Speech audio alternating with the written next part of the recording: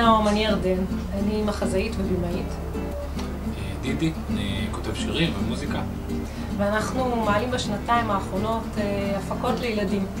העלינו הופעה שנקראת ענן על מקל, שמבוססת על דיסק של שירים של רינת עופר, של דידי הלחין.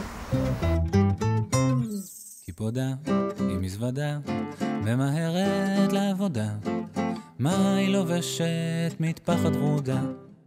פיל עם מעיל עומד על דחליל, מה הוא עושה שם? מנגן בחליל. והצגה שקוראים לה אולי פיל, מחזה מרכזי לילדים שעלה בפעם הראשונה בפסח בשנה שעברה, ועוד הצגה לילדים שקוראים לה מנגינה כחולה עם טלטלים, וכל ההצגות האלה עד היום היו בהפקה של מישהו אחר. שם ביומים בהירים וחדשים, השמיים מלאים ניצוצות של נמשים.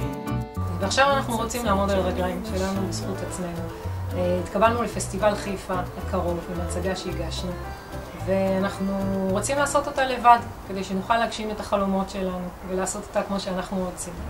בשביל זה אנחנו צריכים את עזרתכם. יש לנו כבר שיר מתוכה. עד הקצה של העולם לתופף למענה. ההצגה מספרת על 4 חיות זקנות שכבר לא יכולות לעבוד, ולכן עושות את הדבר היחיד שנשאר להן, וזה לשיר. וזה עושה טוב, זה מצליח, שלא נגלה את זה. זה לא דומה לשום דבר, אז כנראה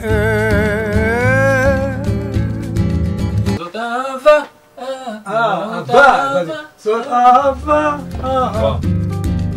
זאת אהבה, אהבה